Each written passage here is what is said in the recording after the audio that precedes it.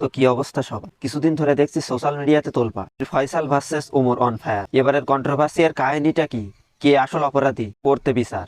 চলে এলাম আমি SMR। So role the intro. Well, Omar ভাই, প্রথমে আপনাকে দুটো কথা শোনাতে চাই, যদি আপনার অনুমতি পায়। ওমর ভাই, আমি আপনার বিশাল বড় ফ্যান।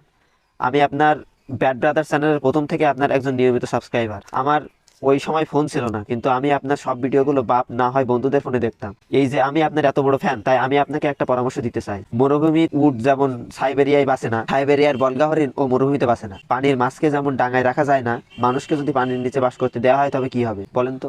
আসলে প্রত্যেক প্রাণীর জন্য রয়েছে আলাদা পরিবেশ, তেমনি আপনাকেও টিকটকে মানায় না। টিকটক শুধুমাত্র প্রতিবন্ধীদের অ্যাপ, আর হাজারো প্রতিবন্ধীদের মাঝে কোনো কন্টেন্ট ক্রিয়েটর বাঁচতে পারে না। এবার আসি কবির ফয়সালের টপিকে। বিশ্বাস করেন রাসেল ভাই, কবির ফয়সালের এই ভিডিওটা দেখার আগ পর্যন্ত আমি জানতাম না যে কবির নামে কোনো কন্টেন্ট ক্রিয়েটর আছে। বয়সের ভারে যতটুকু হয় ততটুকু মেনে নেব,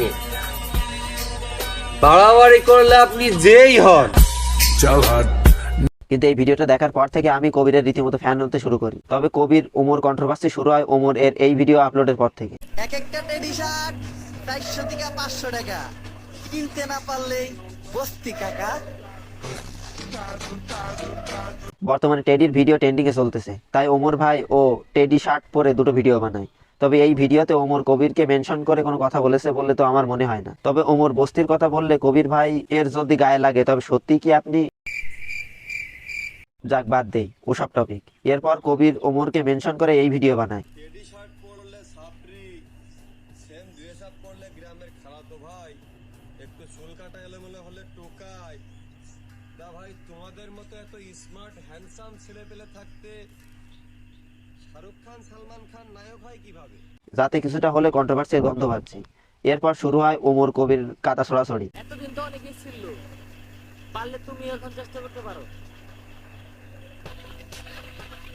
কোন মনি, চামচা চামচার মতো থাকবি, বাপেরও যে বাপ থাকে, এই কথাটা মাথায় রাখবি। তবে ওমর ভাই লাইভে এসে কিন্তু পুরো ঘটনাটা ক্লিয়ার করেছে। তবে কন্ট্রোভার্সি ইতি কোথায় বলা যাচ্ছে না। আমি যেহেতু দুজনের খুব বড় ফ্যান, তাই আমি দুজনকে পরামর্শ ছাড়া আর কিছুই দিতে পারি না। পরামর্শ এই দুজনের সমঝোতায় এসে যে যার মতো কন্টেন্ট ক্রিয়েট করুন। সো আজকের মতো এ পর্যন্ত। সাবস্ক্রাইব বাটনে যে কোনো মূল্যে একটা ক্লিক করে পাশে থাকো। আল্লাহ হাফেজ। আমারে নিয়ে সমালোচনা কইরা নিজের সময় নষ্ট না কইরা গরম বার্তাসে গোসল করেন, এতে মাথা ঠান্ডা থাকবে। সবাই আমার হারার অপেক্ষায় থাকে,